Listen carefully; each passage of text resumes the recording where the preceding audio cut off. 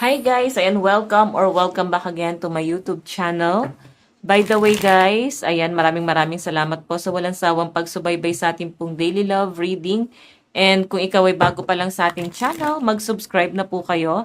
Then, i-click mo na rin yung ating notification bell para lagi kang updated sa ating mga bagong upload, okay? So, by the way guys, sa mga interested sa private reading, nasa description box below lang po yung link ng Facebook ko at saka ng FB page. Saka yung yung number ko sa WhatsApp, pwede niyo rin ako kontakin sa WhatsApp at saka sa Viber, okay? So by the way, tignan natin. Kanina bang love reading yung masasagap natin ngayong araw? Oops. Kanina ba tong love reading? Page of Wands, pwedeng mas bata sa inyo. Or pwede naman ikaw yung mas bata sa kanya. Hindi pong malaki yung age gap yung dalawa, no? And gayon pa lang guys, parang masyado ng conflict itong relasyon na to. Kasi yung bundok, challenge yan. Kumbaga ngayon pa lang itong relasyon na to, masyado na to guys. Na-challenge, no? Kumbaga masyado na kayong china-challenge ng panahon, ng tadhana, yan yung pinapakita sa akin. And again guys, masyado kang pinapantasya nitong tao to. Yun nga lang, parang feeling niya masyadong komplikado yung sitwasyon nyo. Kumbaga talagang pinapantasy ka talaga nitong tao to. Yun nga lang feeling niya kasi mukhang malabo talaga. So, kailangan niya mag-move on dito. Parang ganun yung feeling niya eh. Parang kailangan niyang tanggapin ang sitwasyon yung dalawa. Eh, hanggang dito lang. Hindi dapat yan hihigit pa sa kung ano mang meron kayong dalawa. Kasi feeling niya, hindi pwede. Kailangan niya kontrolin yung nararamdaman niya sa inyo. Parang ganyan. So, pero, may mga ipapakita kasi siya sa inyo guys na ano eh. O pwede sabihin niya sa inyo na may gusto ko sa'yo. Type kita. Parang ganyan.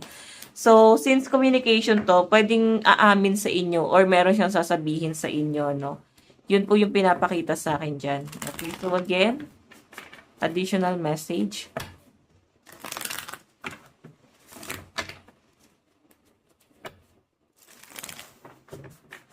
Additional message.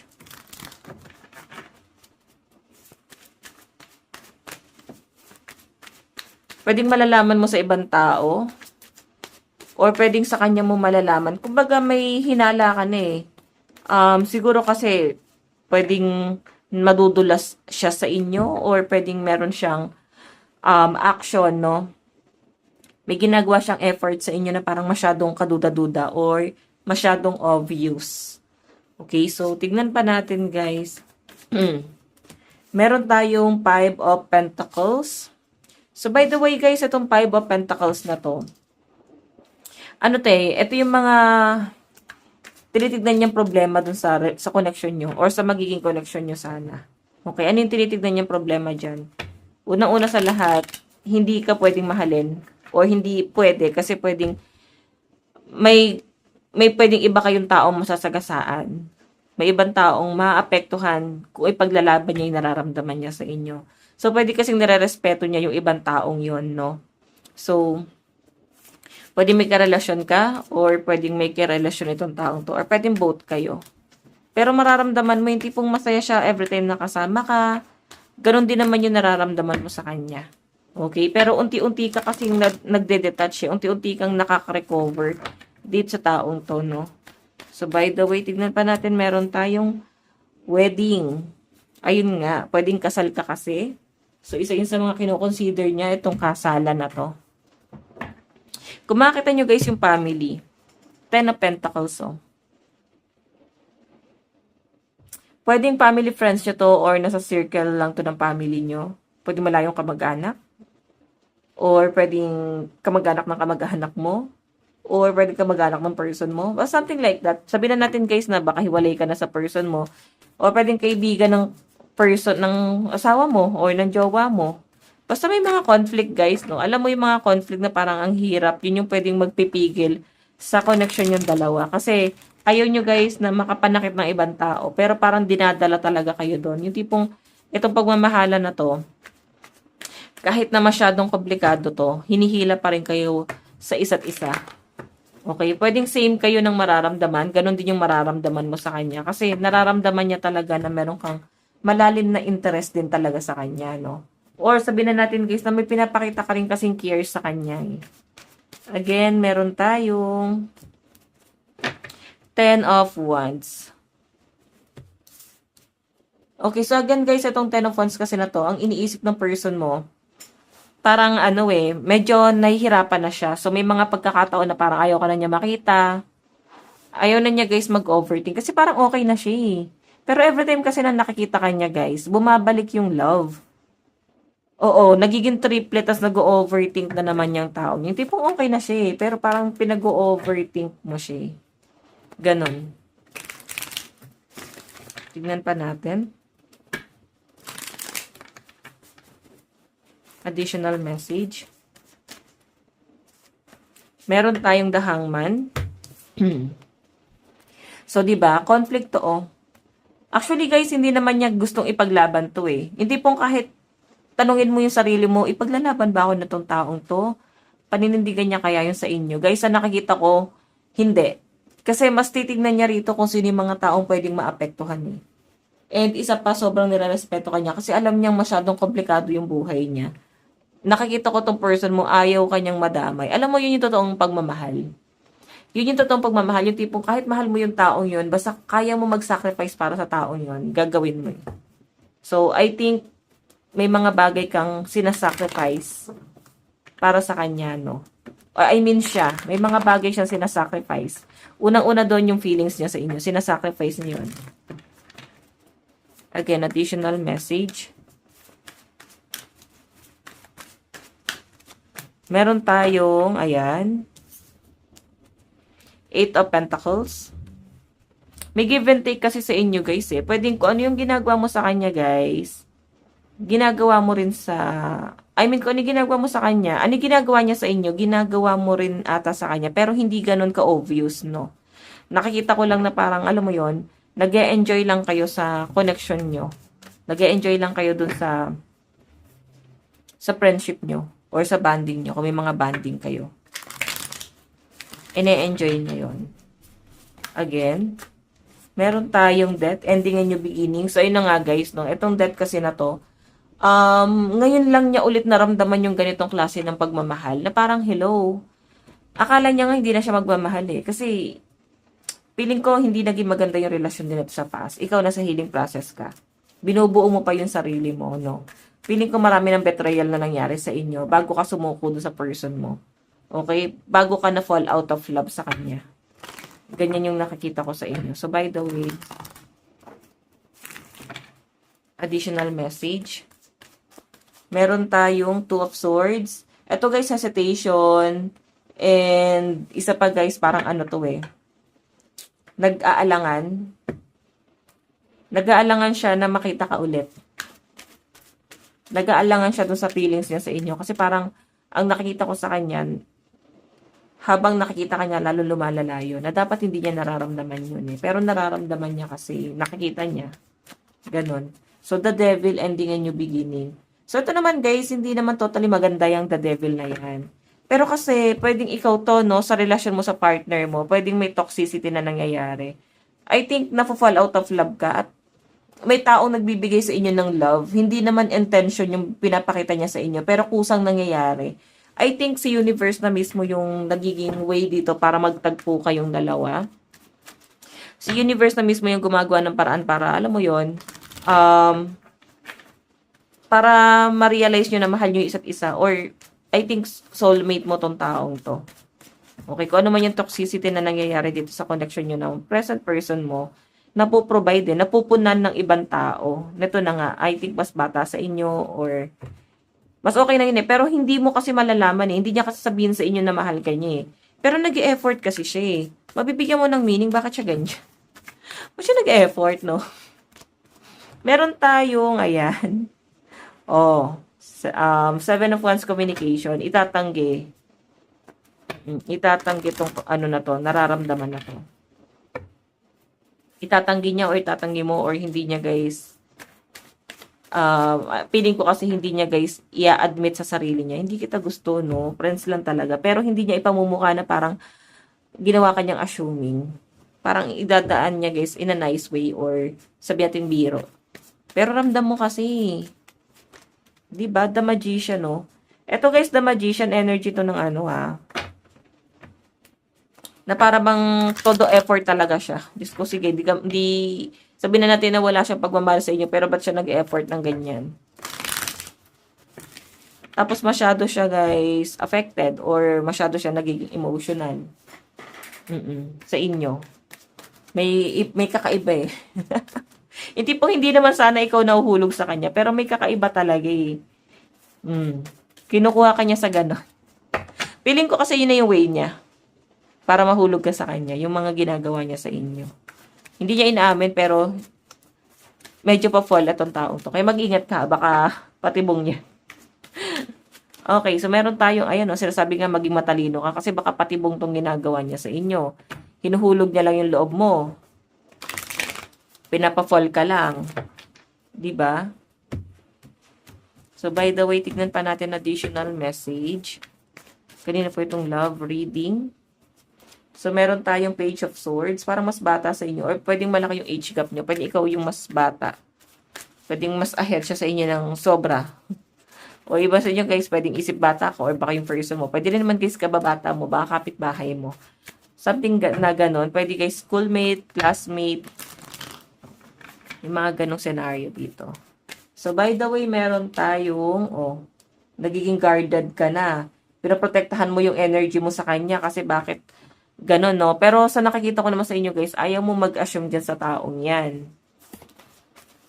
Pero kasi mixed signal yung pinapakita niya sa inyo, eh. Ano ba to? Taguan ng feelings? Parang ganon, eh. Oops. Wait lang, guys, Ayan, meron tayo, guys, Ace of Cups. Ito guys habang tumatagal, lumalala yung nararamdaman niya sa inyo. Lumalalim yung nararamdaman niya sa inyo. Siguro pag hindi niya na-control talaga to, hindi niya kasi na-admit pero once na hindi niya makontrol yung nararamdaman niya sa inyo guys, I think may pag-amin yung person mo na yan. Unang-una sa lahat guys, since Ace of Cups to, malalim na yung interest niya sa inyo. Pero, tinatry niya pa rin guys na itanggi yan sa inyo. Okay? Tignan pa natin. Additional message.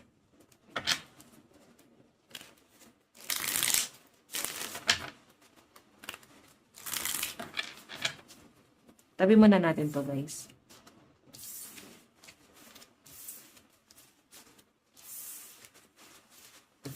Puro wands, no? Aries, Leo, Sagittarius, Capricorn, Taurus, and Virgo. Energy. Tignan natin.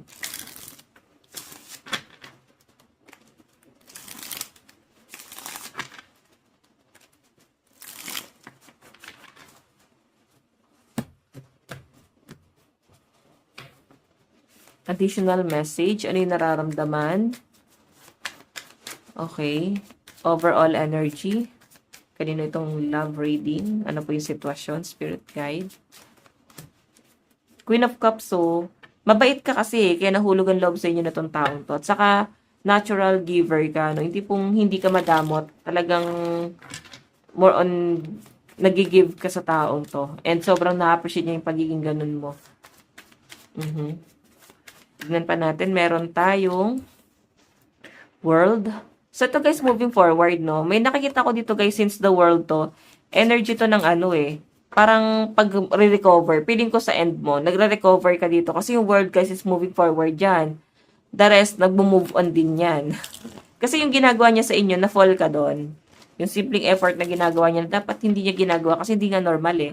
Since the world energy to guys, nahuhulog ka sa ginagawa niya sa inyo, yung pagiging maasikaso niya. Okay? So, Queen of Cups ka dyan. Additional message. Meron tayong Ace of Pentacles. Ito guys sobrang binavalue ka nitong taong to. Ito kasing Ace of Cups, Ace of Pentacles, ano yan binavalue ka niya, mataas yung respeto niya sa inyo. Nakikita ka niya na someone na kayang-kaya mo yung sarili mo. Hindi pong introvert ka And, kaya mo yung sarili mo kahit walang ibang tao. Mabubuhay ka kahit wala yung ibang tao. Kasi sobrang diskarte mo. Sobrang madiskarte ka sa buhay, no? Kumbaga, marami kang side hustle. Hindi ka basta-basta mapapatumba. Parang Kasi may mga source of income ka. Kaya mo mabuhay sa mundong ibabaw. Alam mo na yung mechanics dito sa mundong ibabaw, no? Kumbaga, kayang-kaya mong kumayod sa sarili mo. By the way, meron tayong Four of Pentacles. Actually, guys, itong Four of Pentacles, energy to ng ano eh. Energy to ng something na binavalue. Ito, binavalue to, tapos Four of Pentacles pa. Ibig sabihin, masyado kanyang mahal. Hindi kanya kayang i-let go. Talagang sobrang pinapahalagahan ka nitong taong to. And parang sa araw-araw, guys, iniisip-isip ka niya. Pero ito kasi, ayaw mong mag-assume, nagde-detach ka sa taong to. Normal sa inyo yung pagiging mabuting tao, pero nahuhulog kasi siya dun sa, ano mo eh, sa ginagawa mo sa kanya. Again, nasa inyo pala nagsimula, no? Ikaw siguro yung pa-fall. So again, guys, Two of Cups, partnership, ayun nga, parang feeling niya body kayong dalawa, hindi pong tandem kayong dalawa. Yan yung feeling niya dyan. Again, meron tayong 10, Wheel of Fortune. Ito naman guys ha, yung Wheel of Fortune kasi is something na ano eh. Something na parang recovery. Okay? Kumbaga gulong ng kapalaran. Nakaka-recover ka na dito kasi hindi ka naman nga nag-assume eh. Hindi ka naman nga na-fall. Nabigyan mo lang ng meaning. Pero parang alam mo yon since nawawalan ka na ng pakailam sa kanya, siya yung Wheel of Fortune eh. Siya yung mas nagiging curious. Siya yung mas parang nahuhulog dito. Na parang dapat, ano eh, hindi niya ito nararamdaman, pero nararamdaman niya. Hindi niya siguro alam na gusto ka niya. Malalaman mo naman pag love mo yung isang tao, pag lagi mong iniisip. Kumbaga puso mo na yung pumili doon sa taong yun. May mga tao kasi guys na utak yung pinapagana, di ba? Pero ikaw kasi, puso mismo yung ano, at hindi mo madiktahan yung puso mo. Or siya to, no? Hindi niya batiktahan yung puso niya kung sino yung pipiliin niya at hindi niya pipiliin. Five of Wands. Ayan na. Diyos ko. Nine of Pentacles. Security. Isa pa yun sa iniisip niya, guys. Hindi ganun ka-secure ang kanyang buhay para ipaglaban ka. So, pwedeng tinitignan niya dito, guys, is yung estado niya sa buhay. Nakikita kanya na someone na stable na eh. Then siya, guys, nafe-feel niya sa sarili niya na hindi naman ganun ka-stable yung buhay niya. Okay? Paano kanya ipaglalaban kung siya mismo hindi niya kayang buuin yung sarili niya? Kumbaga, kung siya mismo broke siya eh. Okay? Medyo nanliliit siya sa inyo. Maayos ang kanyang, maayos ang inyong hanap buhay. Madiskarte ka sa buhay.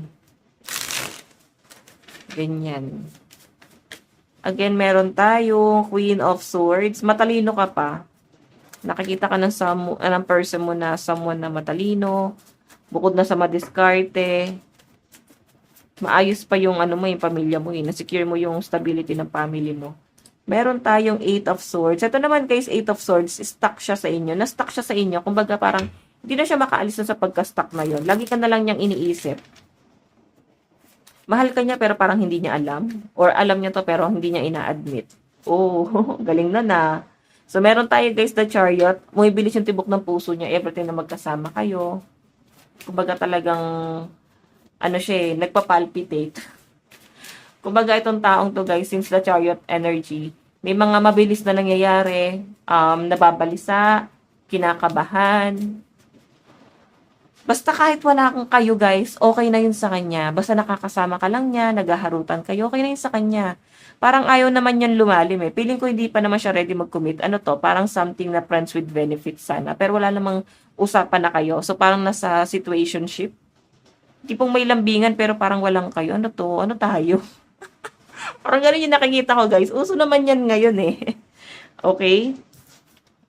So kung may partner ka, pwedeng mapu-fall out of love ka sa partner mo dahil dito sa taong to. Okay? Kasi binibigyan kanya ng ano eh. Alam mo yon, malalim na pagmamahal. So again, tignan natin guys, ano yung nararamdaman ng person mo sa inyo.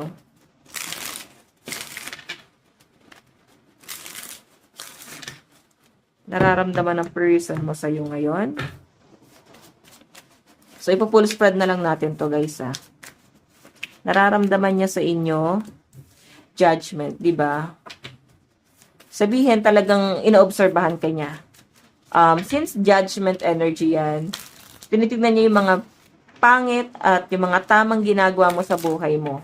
Okay? Kumbaga, araw-araw kang inoobserbahan, um, ini-stalk sa social media, ikaw yung nagiging apple of the eye. Kumbaga, ikaw yung nasa ano eh, nasa, basta ikaw yung laging pupukaw sa attention niya. Yung tipong, hindi niya gusto mapatingin, pero napapatingin siya sa inyo. Yung tipong hinihila yung attention niya sa inyo, no? So, again, meron tayong Wheel of Fortune. Gusto niya na rin, guys, makamove on. Tinatanggi niya nga kasi, ay niya itong nararamdaman niya. Siguro talagang puso na lang din yung nagpagana or umiral sa kanya. Na parang dapat hindi ganun, pero nangyayari kasi, guys, no? Meron tayo, guys, Page of Cups. Ito naman, guys, Page of Cups. Puppy love, or ngayon pa lang naman to, as in ngayon pa lang niya to nararamdaman. Pwedeng ikaw, no? Same lang kayo. Ngayon yun na lang din, guys, to nararamdaman sa isa't isa. Ikaw pwedeng lately lang. Hindi pong dahil nga masyado mo na siya napapansin. Parang, wait, bakit siya ganito? Nahuhulog ka doon sa pagiging concern niya sa inyo. Meron tayong Three of Swords. Ayun lang. Pwede na sa third party kasi hindi pwede, no? Kasi nga, pwedeng may taong masasaktan or pwede kayo ma-involve sa third party. Yun yung isa sa mga bagay na i-consider nyo rito, guys. Again, meron tayong Two of Cups. Ito naman, guys, Two of Cups is something na partnership. Yung tipong, kahit walang kayo, okay na yun sa kanya. Basta, may partnership lang kayong dalawa. Basta parang, malinaw na usapan eh. Hindi nga siya malinaw eh. Malabang usapan nga to kasi naglalambingan, nagaharutan, may mga pinapakita siya sa inyo na may mga pinapakita sa inyo tong taong to na parang concern na parang wait, ba't masyado kang concern? Mapapaisip kayo, parang masyado namang obvious na. Okay, nararamdaman overall energy ng person mo sa inyo. Meron tayong Ten of Pentacles. Stability, no? Feeling ko gusto niyang maging, gusto niyang tumagal yung relasyon yung dalawa. Siguro mas pipiliin niya kung saan kayo mas magtatagal. I think sa friendship. Baka doon kayo magtagal. Yun yung pipiliin niya rito. Meron tayong Nine of Pentacles. Ayun na nga, security. I think, isi-secure muna nitong taong to yung kanyang future, yung kanyang career. Kasi hindi kanya pwedeng piliin ng hindi secure yung buhay niya. Piling niya, hindi secure yung kanyang finances. Kasi, ikaw mukhang secure ka eh. Marami kang, stability. Marami kang, kayang gawin. Sobrang napaka-wise mo sa buhay. Practical kang tao. And, feeling ko itong person na to, medyo nandiliit yung tingin niya sa sarili niya. Kasi nga, hindi naman siya, guys, ganun ka-practical. Kasi parang, nangihina nga siya eh. Eight of Swords. Actually, guys, itong Eight of Swords is something na stuck. Yes, nai-stuck sa inyo tong taong to. Wait lang, guys. Inulan tayong tubig.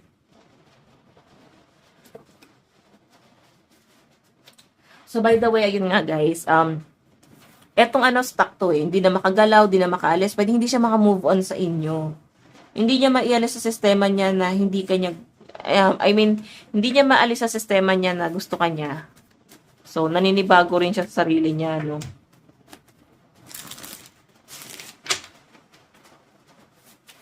Again. Oh, the Hermit. Lagi kang iniisip na tong person mo. Hindi ka mawala sa isip niya. Tuwing matutulog. Tuwing gigising sa umaga. Ikaw agad yung iniisip niya. Tapos parang naguguluhan na siya. Bakit lagi kanya naiisip? Nasa hermit mode eh. Hindi niya rin ma-open kayo sa ibang tao. Kasi siguro nisip niya baka ma-judge siya ng ibang tao, since judgment yung lumalabas, diba?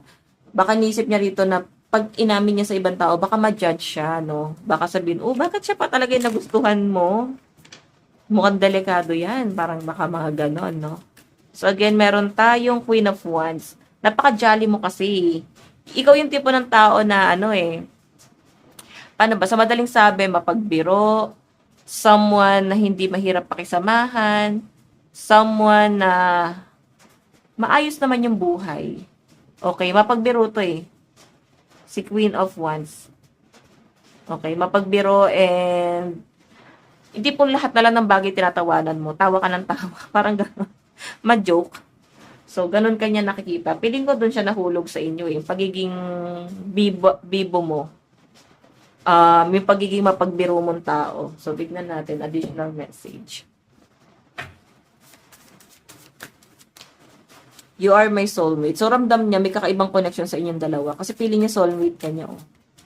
Okay? Meron tayong, will you listen? There's so many things I want to say to you, but will you hear me all the way out? Will you believe me? Ayan na. Ayan na. Meron tayong, is it true? I heard you were dating someone. Is it true? Please tell me it isn't. Oh. May mga kinakausap ka daw. So, parang piling niya na itchapwera siya. Piling niya may mga dinedate ka. Though, matagal ka naman ng ganun na may mga kinakausap. Pwede ngayon ka lang talaga niya napapansin na may mga kinakausap. Pero dati pa naman to. Meron tayong I'm leaving. Ayun, nasaktan mo siya. Kaya siguro tinatanggi niya sa sarili niya. Ayun yung i-accept, no? Tingnan natin. Additional message. Meron tayong engagement. Kasal ka ba? May asawa? To yourself? Parang nakikita ka niya na someone na nasa hindi ka maayos na relasyon, pero parang hindi ka makaalis doon. Tapos calling in your soulmate. Alam mo, sinasabi niya dito na parang, nandito naman ako, bakit hindi mo ako tanggapin sa buhay mo? Piling ko nag-aantay lang tong taong to. Zodiac sign. Capricorn, Libra, Sagittarius, Scorpio, Aquarius, and Pisces. Leo, Taurus, Capricorn, Sagittarius, Libra, and Pisces energy. Yan guys yung mga malalakas na energy dyan, okay? So, by the way, check pa natin. Ayan, ingat tayo guys, no? Sobrang lamig ng panahon. Sobrang lakas ng ulan. Ayun yung zodiac sign ng person mo, ha? By the way, dun tayo sa energy mo. Overall energy mo. Okay, overall energy mo, paano mo nakikita tong taong to? Six of Cups, new person, 'di ba? New person, bago to eh. Chariot, ibig sabihin, bigla mo din 'yung nararamdaman na parang, bakit ka nahuhulog din sa taong to? So, basically, kung ba't ka nahuhulog kasi Seven of Cups eh. Siya mismo kasi, para kang sinusungkit, no? Kumbaga siya mismo kasi yung nagpapapol dito. Siya yung may mga ginagawa eh, kung bakit ka nahuhulog sa kanya. Okay? Seven of Cups, oh. By the way, tignan natin kung ano naman yung mga bagay na dapat mong gawin. Actually, ito na. Six of Cups kasi yung energy. Someone na hindi mo inaakala na mahuhulog pa ulit yung loob mo, may in love ka pa ulit. Ganon. Pero, actually, nauna naman siyang nahulog ang loob sa inyo. Nag-e-effort lang siya kung bakit parang nahuhulog din yung loob mo sa kanya. Hindi mo rin naman to sinadya. Siya yung nauna. Kasalanan niya yun, no? Kung sisihin sarili mo dyan. Okay, so by the way, tignan natin ano yung mga bagay na dapat mong gawin. Three of Swords. So, ibig sabihin, palayain mo muna yung sarili mo. Kasi, kung sakali, pwede ka sa micro-cheating ka, or basically, pwedeng mag-cheat ka. Okay? Pero feeling ko kasi nare-respeto na itong bagong tao na to, yung person mo. By the way, meron tayong Judgment. Ayun na nga. Ito naman, guys, na judgment na to. Pwede kasing mahusgahan kayo ng mga tao rito. Meron tayong Eight of Cups. Ayun lang. Tinatalikuran mo. Ibig sabihin, hindi mo rin nilalaban. Sayang naman to relasyon na to. Parang hindi siya ipaglalaban. Hindi siya paninindigan. Pero alam nyo guys, kung itong taong to, no, kung aamin siya, pwedeng hindi. No? Pwedeng hindi siya umamin, pwedeng umamin. I mean, kung aamin siya, pwede niya naman tong ilaban. Pero sa end niya kasi, nire-respeto ka niya, nire-respeto niya rin yung person mo. Or pwede naman siya yung may partner dyan. Pwede nyo guys, i-vice versa. Baka kasi siya yung may partner, di ba? Then, mahirap talaga yan. Lalo na kung friends mo pa yung person niya. Ikaw single. So, feeling ko, ikaw yung mas lumalayo. Naglalaylo din siya. Zodiac sign. Virgo, Cancer, Aries, Gemini, Taurus, and Leo energy. Additional message. Meron tayong Virgo, Aries, Leo, Taurus, Capricorn, and Sagittarius energy. Sa end mo, last one. Cancer, Scorpio, Aquarius, Gemini, Pisces, and Libra energy. So, yun guys, yung mga malalakas na zodiac sign sa side mo. Okay, so by the way guys, ayan, again, maraming salamat po. Sa mga gusto magpa-private reading, nasa description box below lang yung link, okay? Pwede nyo ako guys i-message sa WhatsApp. Or kung di nyo guys mahanap, pwede naman guys i-search nyo na lang ako, Intuitive Tarot by Jade. Pa-follow na rin po sa page natin, please. So guys, maraming salamat. God bless and love you all. Bye-bye.